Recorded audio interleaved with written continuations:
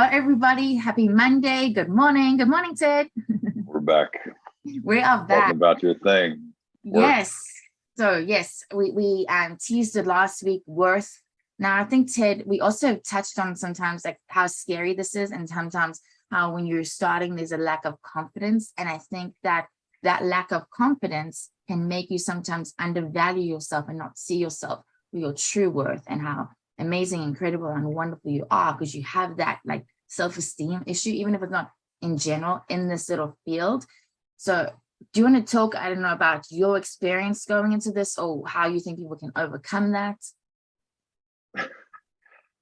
I'm giggling because I have different emotions going on. You probably see my eyes watering a little bit. It's interesting going into this conversation. I didn't think literally, we talked about, hey, let's talk about this idea of worth.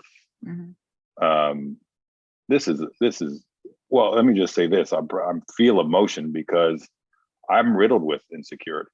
And you've heard me talk about it many times. I've said it at AWAI many times. Like, I don't think insecurities are going away again.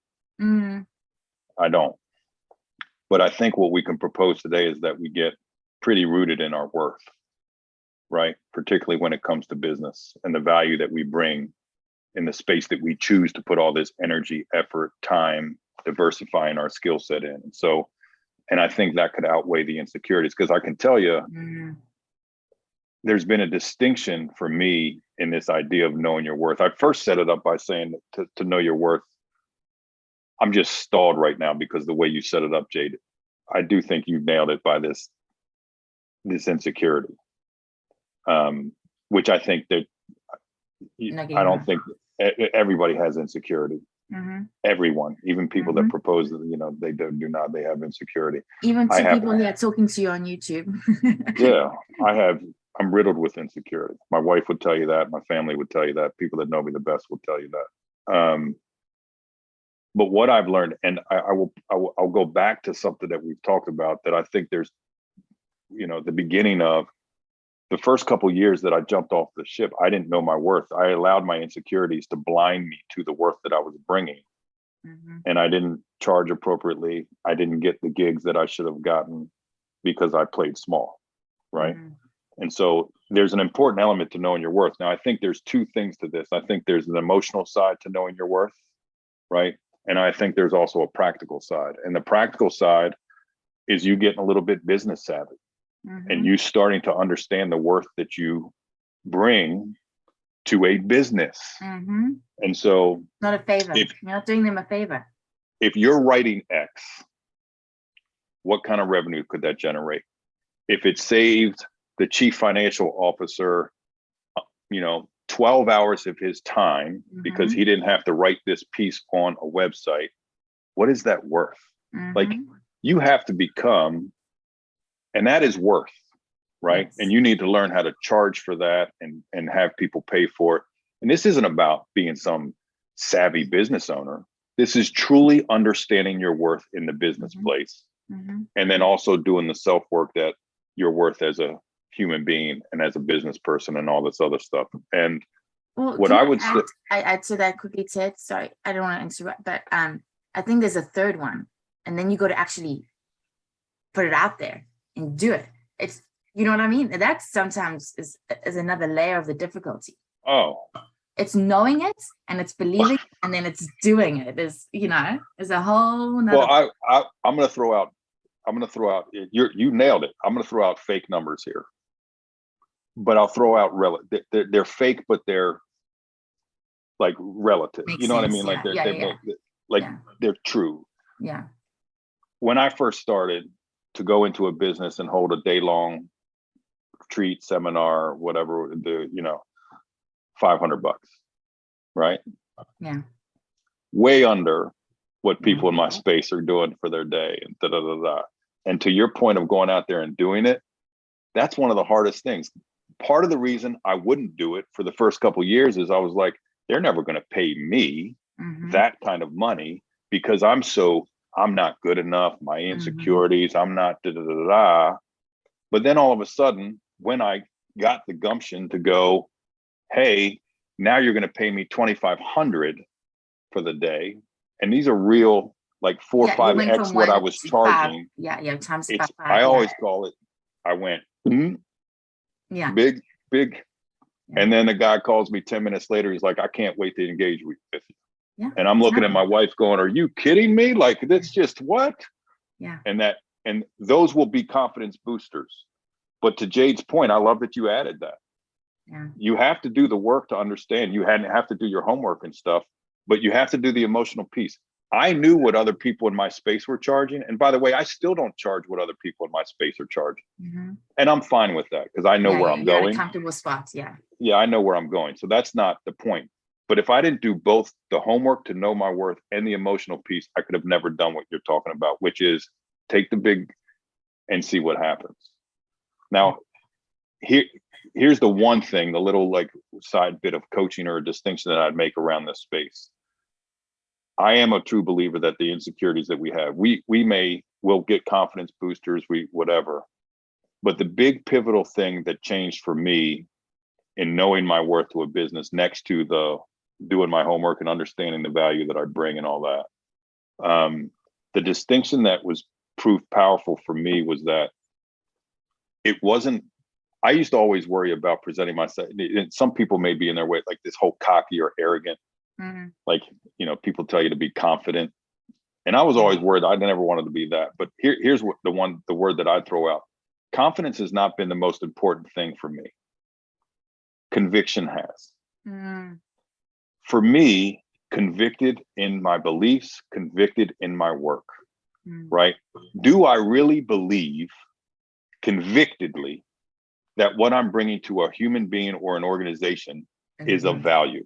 Yeah. And Jade, I can tell you, I'm still riddled with insecurity. I'm convicted to the moon and back that the work that I do with people, that doesn't make me arrogant. It doesn't mean that I'm the best at what I do. It just means that what I believe in and what my intention is of high value. And that conviction doesn't matter if I lack confidence. Doesn't matter if I'm scared to get on a stage or do anything. I am convicted in what I'm doing and what I'm trying to put out.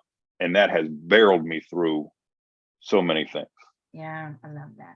Well, the other thing, Ted, and I think you taught me this, and it sounds so obvious, but when you actually let it sit with you, it's kind of a wake-up call. Nobody can do this for you but you. Like Angel, your wife, believed that you were worth so much more. She believed at the beginning that you were worth that 5x, but she could not convince the person. Only you were the only person that can put that out there. And if you are not advocating for yourself, nobody else is going to do it, right? Nobody. It's so obvious, but why wouldn't a company pay you less? Exactly. Why wouldn't a company?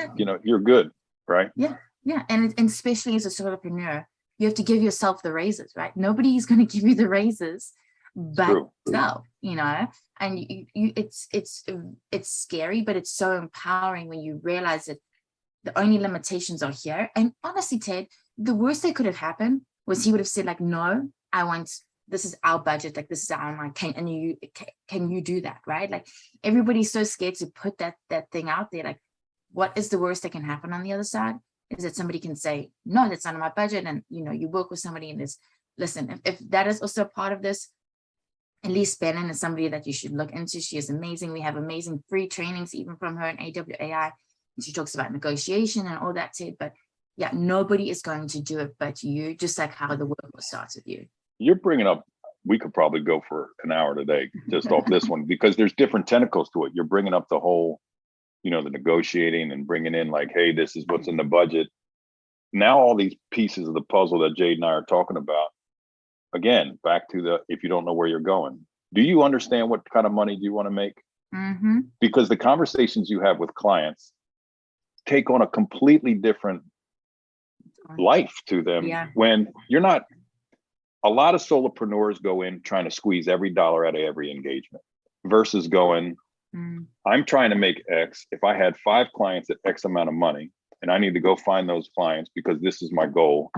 And they go, again, I don't want to go on a riff here. It's just like when you talk, there's all these little different tentacles about that we could go. And I'm just going to encourage people for today. Like, yes, we're talking about a deep one on this, know your worth.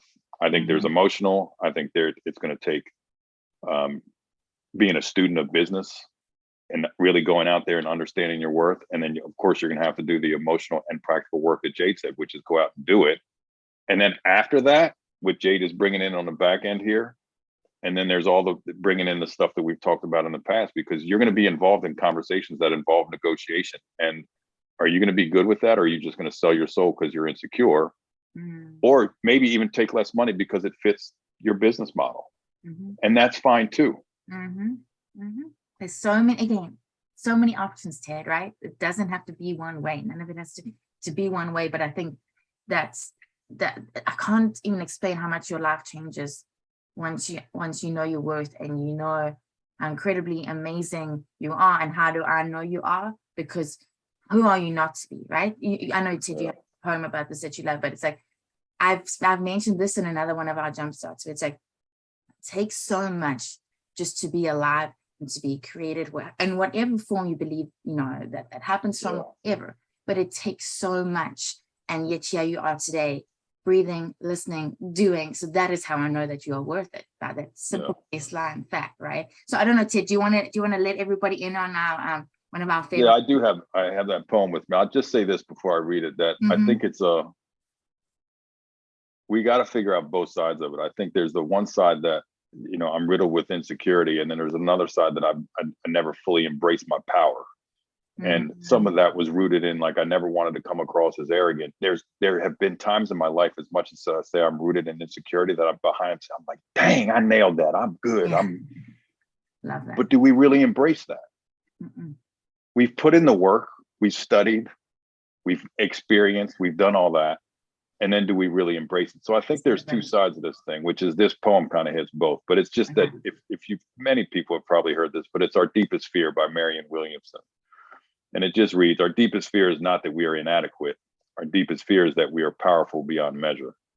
It is our light, not our darkness, that most frightens us. We ask ourselves, who am I to be brilliant, gorgeous, talented, fabulous? Actually, who are you not to be? Your playing small does not serve the world. There's nothing enlightened about shrinking back so other people won't feel insecure around you. We are all meant to shine as children do. We were born to manifest the glory that is you, that is within us.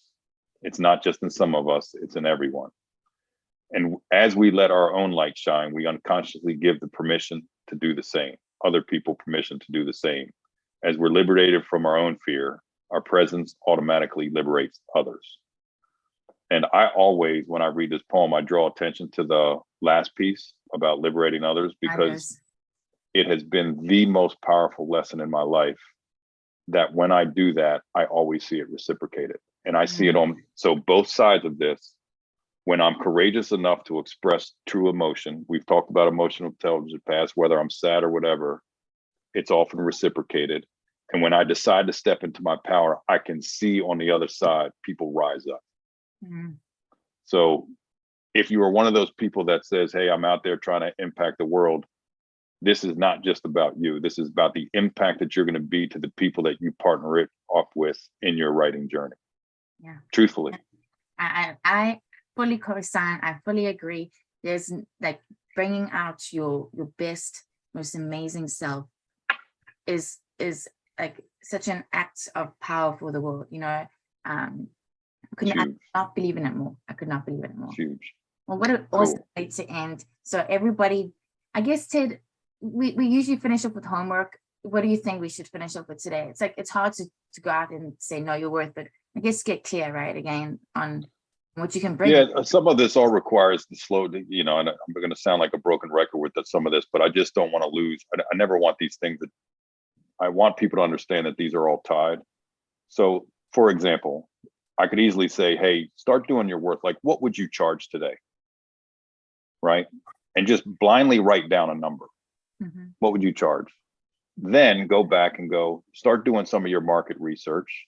Start doing some of your homework about the value. If you were going to write in this niche and write this piece for this website, or write this piece for X, or a marketing piece or whatever, what kind of revenue would it generate? And then what should you charge? And see if there's a big disparity, because that's the gap, particularly early on in this path, that you're going to have to shrink. Agree. Awesome. Well, I look forward to next week, and we will see everybody then. Thank you so much again, Ted. Cool. Take care.